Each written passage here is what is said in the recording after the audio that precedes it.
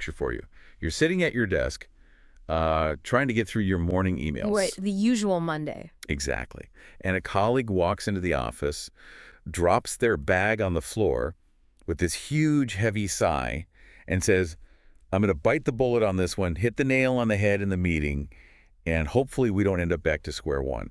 It honestly sounds like a secret code, doesn't it? It really I does. mean, just two sentences, but packed with this entirely alternate vocabulary. Yes, and, if you are an intermediate English learner, you might hear that and suddenly feel, well, completely lost. You know all the individual words, Right, you know what a bite is, what a bullet is. what a nail is. But the actual meaning of the sentence is just completely hidden from you. So, welcome to the deep dive. Today, our mission is to unlock this invisible layer of English. Because, grammar and vocabulary might be the foundation of a language, but idioms, They're the secret operating system. exactly. Native speakers use them constantly, often without even realizing it, and they just completely defy literal logic. They absolutely do, and they can be incredibly frustrating if you try to translate them word for word. But instead of just memorizing them like some textbook glossary, we're going to explore where these phrases actually come from. The cultural psychology behind them, right? Exactly. We'll look at 15 of the most common idioms you'll encounter in an office environment, explain their historical origins, which really gives them their emotional weight, and show you exactly how to use them in your own conversations. So I want to start by unpacking that exact scenario I just mentioned, that sort of office trio of phrases your frustrated colleague used. Let's look at that first one hitting the nail on the head. Oh, that's a wonderful place to start because the imagery is so tactile. Imagine a carpenter building a house. They swing a heavy hammer, and instead of glancing off the side and bending the metal, they strike the flat head of the nail perfectly. Just driving it straight into the wood. Exactly. It's precise, it's effective, and it takes real skill. So when you use this phrase in conversation, you're telling someone that they've identified a problem or a solution with absolute, undeniable precision. It really is like one of the highest compliments you can give someone's intellect in English. You don't just say, you're correct. You tell them you really hit the nail on the head with that analysis, that's exactly what's been going wrong. Right, it adds so much more weight to it. Yeah. Or if you're recounting a meeting to someone else later, you might emphasize their insight by saying, when she said the problem was communication, she hit the nail on the head. It also works as a very natural way to voice your own agreement. Like in a brainstorm, someone pitches an idea and you can just point to them and say, I think you've hit the nail on the head, that's the core issue. It's so useful. It anchors this fleeting abstract thought to a solid physical action. Which brings us to the much more stressful second phrase your colleague used, biting the bullet. Yeah, that one's intense. It means you're facing a painful or difficult situation that simply cannot be avoided. Right? You just have to endure the discomfort and do the hard thing. You do. And I mean, knowing the historical origin of this one almost makes me not want to use it in a corporate setting. It feels so dramatic. Because of the battlefield surgery. Yes, it's entirely literal. Before modern anesthesia was invented, military surgeons operating on soldiers would give them a literal lead bullet to bite down on. Oh, wow. Yeah, to help them endure the excruciating pain of the procedure. So when someone says this today, they're invoking this visceral, jaw-clenching history. It really puts a Q3 budget cut into perspective, doesn't it? It really does. But you're right, the extremity of the image is the point. When you use it, you're not happy about what's coming, but you are accepting the pain. Like you might be dreading a performance review and tell a friend, I've been putting off this conversation for weeks. I just need to bite the bullet and have it. And it crosses over into personal life constantly, too. You might say, the surgery is necessary. I'm going to have to bite the bullet. Right. Or you can use it to justify a tough financial choice. Like explaining, we bit the bullet and upgraded the entire system even though it was expensive. Exactly. It signals to everyone around you that you understand the cost, but you chose the necessary path anyway. Which perfectly sets up the reality that sometimes, even when you make those hard choices, things still fail. Yeah. Which brings us to the third phrase from our colleague going back to square one. What? Meaning you have to start over completely after a massive setback. And the origin here is incredibly relatable. It just comes from classic board games. You roll the dice, land on a penalty square, and your little game piece gets sent all the way back to the start of the board. It perfectly captures the deflation of lost progress. It does, but let me challenge the emotional tone of this for a second. Because when I think of board games, or say playing a really tough video game and dying right before a save point, I get furious. Oh, absolutely. So does saying back to square one carry a tone of extreme anger when you use it at work? That is a fascinating distinction. And surprisingly, no. It generally carries a tone of mild resignation. Really? Not anger? No, it's not a panic attack or a fit of rage. It's this quiet, somewhat weary recognition that significant work lies ahead again. You're simply acknowledging the reality. Okay, that makes sense. Yeah, so you might sigh in a meeting and say, the prototype failed all the tests, we're back to square one. Or if a partnership collapses, you'd explain, the deal fell through, we're basically back to square one on finding a supplier. I see. Even if you were dreading it, you just confess, I was hoping to avoid going back to square one, but here we are. Exactly. Mild resignation. So once you've accepted that you're starting over, you have to rally your team to fix the problem. And I think that's where the English language relies heavily on idioms about alignment and physical effort. Let's talk about being on the same page. Right. If you look at this phrase literally, you would picture several people trying to stand on a single piece of paper. Which is a hilarious mental image. Right. But metaphorically, it's about reading from the same book. It means having the exact same understanding, information, or agreement about a complex situation. It is essentially the baseline requirement for teamwork in the modern office. You really can't get through a work week without hearing it. It's the ultimate temperature check. Definitely. You might pause a presentation to ask, before we proceed, I want to make sure we're all on the same page. Yeah. Or you might check in with the vendor, like, are we on the same page about the timeline? And if a project is drifting into chaos, it's a very polite way to call out dysfunction. You can say, it seems like we're not on the same page. Let's revisit this. Notice how much softer that is than saying, you are all misunderstanding me. Exactly. It places the blame on the metaphorical page rather than the people. And once everyone finally shares that understanding, the heavy lifting begins. People start burning the midnight oil. Oh, I love this one. It means working late into the night, putting in long hours. And I love the origin because it takes us back to the days before electricity. When the sun went down, the world stopped working. But if you were burning your oil lamps late into the night, you were sacrificing sleep and resources to achieve something. It is entirely about sacrifice. When you tell your manager, I've been burning the midnight oil trying to get this report done, you aren't just giving a status update on your hours. Right. You're signaling deep dedication. Exactly. It's a phrase that actively earns respect.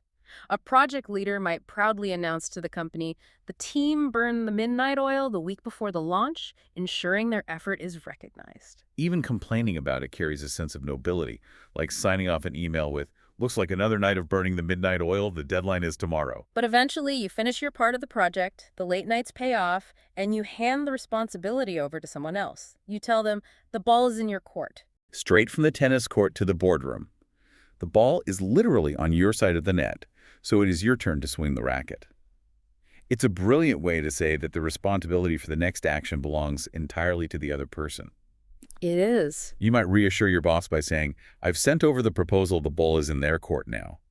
Or you can use it to set a boundary with a demanding colleague, like, I've done everything I can on my end, the ball is in your court. It's also a classic negotiation tactic. You draw a line in the sand and say, we made our offer, the ball is in their court. It's polite, but it removes all ambiguity about who needs to act next.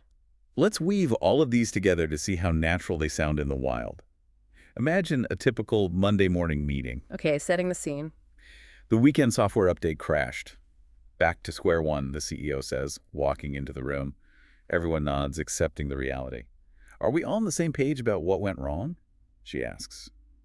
I think so, says James, and I think Maya hit the nail on the head in her Friday report. The timeline was the core problem. The CEO exhales. Agreed. We need to bite the bullet and push the launch to next quarter. I know nobody wants to hear that. Maya speaks up. I've already reached out to the client and explained the situation. The ball is in their court now. And the engineering team? Asked the CEO. They've been burning the midnight oil all weekend, James says quietly. They know what needs to happen. That is seamless. It doesn't sound forced or overly formal. It just sounds like Monday. It really highlights how physical English is. We've got tennis matches, oil lamps, carpentry tools, board games. Why do you think human beings rely so heavily on these physical metaphors to discuss corporate office work? It comes down to cognitive load, honestly. Corporate life is incredibly abstract. Concepts like accountability, synergy, or strategic alignment are weightless. They don't exist in the physical world. That's true. By anchoring those weightless concepts to physical actions like hitting a nail or passing a tennis ball, our brains process the information much faster.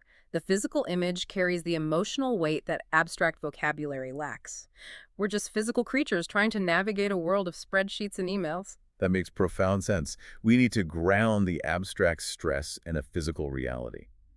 But speaking of physical realities, when you push a team too hard, they start breaking down. Which brings us to the human element of these phrases, talking about health, coincidences, and making mistakes. Let's look at feeling under the weather. This is how we described feeling slightly unwell, and the origin is nautical. In the days of sailing ships, when the weather became rough and violent, sailors who were feeling seasick or fragile were sent below the deck. Literally keeping them under the weather raging above. Exactly. And today, it's the perfect softening tool for professional environments.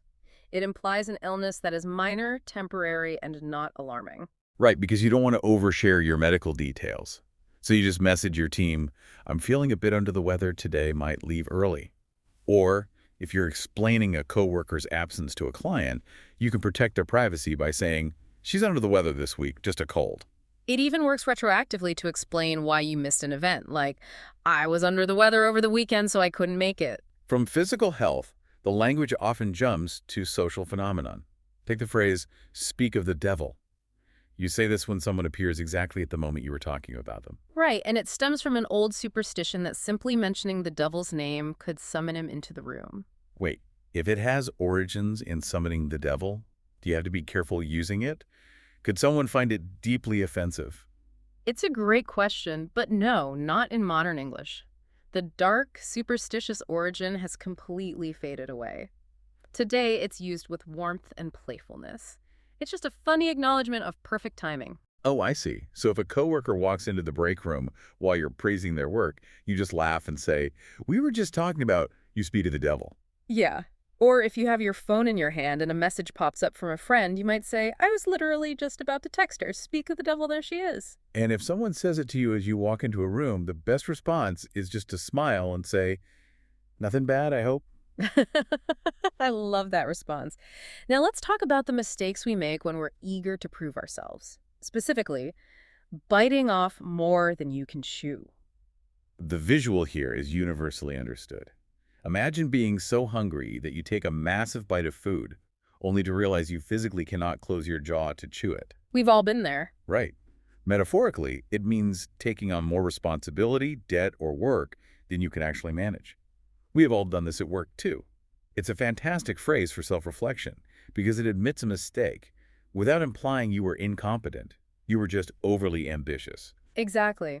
You can confess to your manager, I think I bit off more than I could chew with 3 projects at once. It also works as a gentle warning to a junior colleague. Like, be careful not to bite off more than you can chew. This is a big commitment. Or you can use it to objectively analyze a failure without being too harsh. She bit off more than she could chew and ended up having to ask for help. It acknowledges the good intention behind the failure, but, not all mistakes are born from ambition. Sometimes they're just pure clumsiness. That's where we see the phrase, let the cat out of the bag, which means to accidentally reveal a secret. I have to stop you here because this phrase perfectly illustrates why intermediate learners want to pull their hair out.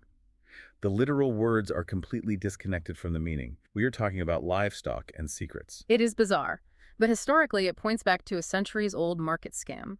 A deceitful seller would claim they were selling a valuable pig in a tied-up bag, but inside they had actually placed a worthless street cat. Oh, wow. Yeah, if the buyer untied the string before paying, the cat would run out and the secret deception was instantly revealed.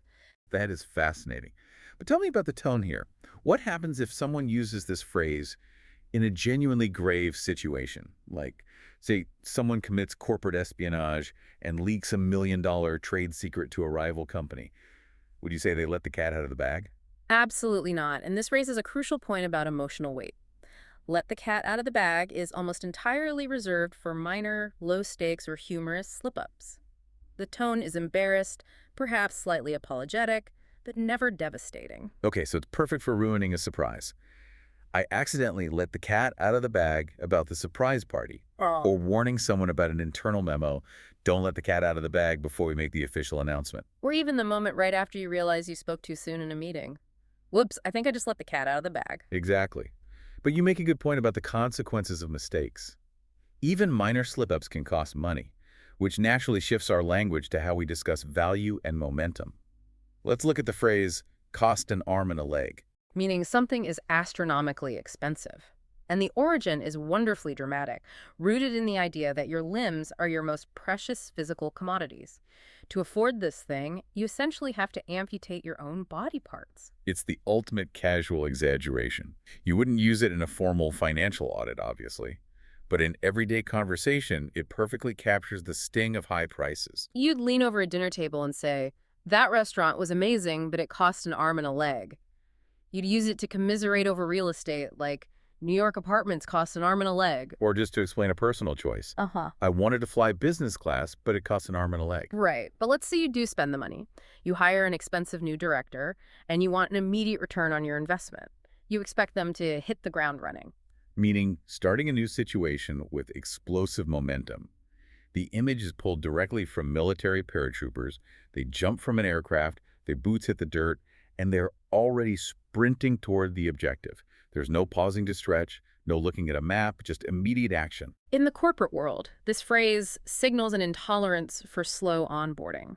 It promises instant productivity. It's the ultimate resume builder. You brag about a new team member by saying, the new hire really hit the ground running, for she was leading her own projects within a month. A manager might establish the stakes of a project by declaring, "We need someone who can hit the ground running on this, no time to ramp up slowly."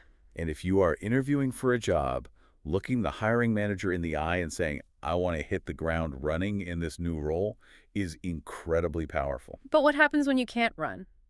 What happens when you don't know which direction is the right one? You find yourself on the fence. Meaning you are undecided. You are literally sitting on the wooden boundary line between two different fields, refusing to jump down into either one.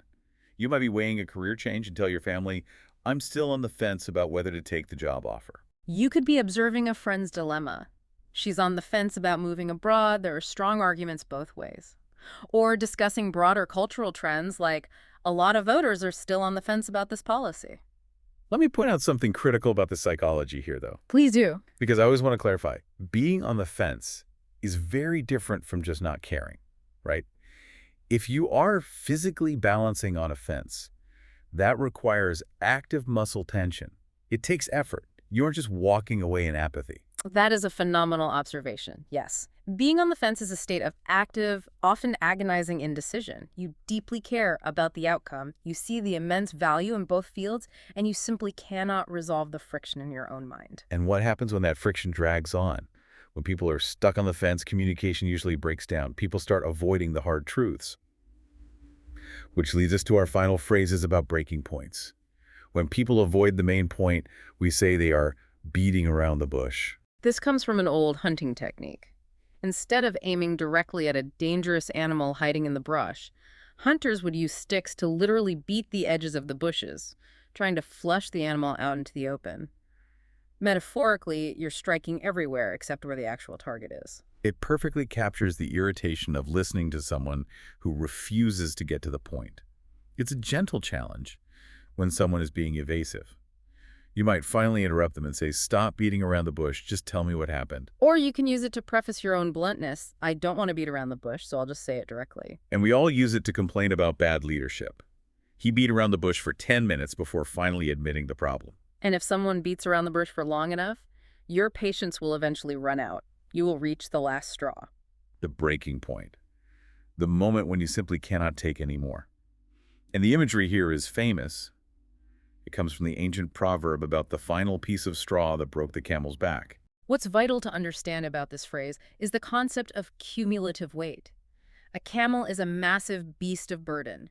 It can carry incredible loads, but if you keep adding weight, ounce by ounce, eventually one tiny weightless piece of dried grass will cause the creature's spine to snap. So when you use this, you are explicitly saying that the triggering event wasn't necessarily a massive disaster, it was just the final insult in a long history of problems. You might be recounting a travel nightmare and conclude, the delayed flight was the last straw I finally switched airlines. You can summarize a dramatic office exit by saying, his constant interruptions were the last straw, she quit. Or you can simply validate your own anger. I had been patient for months, but this was the last straw. To really see the emotional architecture of these phrases, let's look at one final comprehensive story. Listen to how these idioms replace what would otherwise be paragraphs of psychological explanation. Think about Daniel. Okay, Daniel's story. Daniel had been at his new company for 3 months. He had hit the ground running from day one, taking on massive projects, constantly burning the midnight oil to push through 2 product launches. But an underlying tension was growing. The communication from leadership was terrible. Nobody ever seemed to be on the same page. Exactly. Whenever Daniel asked for clear feedback, his manager would just beat around the bush, offering vague corporate speak. Last Tuesday, Daniel accidentally let the cat out of the bag, mentioning a minor client issue to a vendor before the official announcement. Uh-oh. His manager didn't say a word at the time. But then, the project completely failed. Back to square one, the team was told on Friday. Daniel felt completely drained, a bit under the weather from the stress. He met a friend for dinner at a restaurant that cost an arm and a leg, just needing to vent. Yeah, he's feeling the pressure. I think I bit off more than I could chew with this job, Daniel confessed. His friend shook his head. The ball is in your court, Daniel. You have to force a conversation with your manager. Stop sitting on the fence about whether to stay or go. Good advice. Daniel stared at his expensive drink. I know, but last week, my manager actually took credit for my quarterly report in the board meeting. That was the last straw. His friend leaned back. Then you hit the nail on the head about what you need to do next. Daniel picked up his phone. Sometimes, you just have to bite the bullet. It's a remarkable linguistic shorthand. When you weave them together like that, you realize these aren't just quirky expressions. They are vessels for human emotion. They convey ambition, exhaustion, hesitation, and resolve, all through deeply physical imagery. If you're an intermediate learner listening to this, my biggest piece of advice is to not try to swallow all of this at once.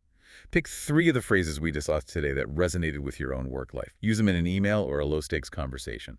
By the end of the week, the underlying code won't feel like a secret anymore. It will just feel like natural expression.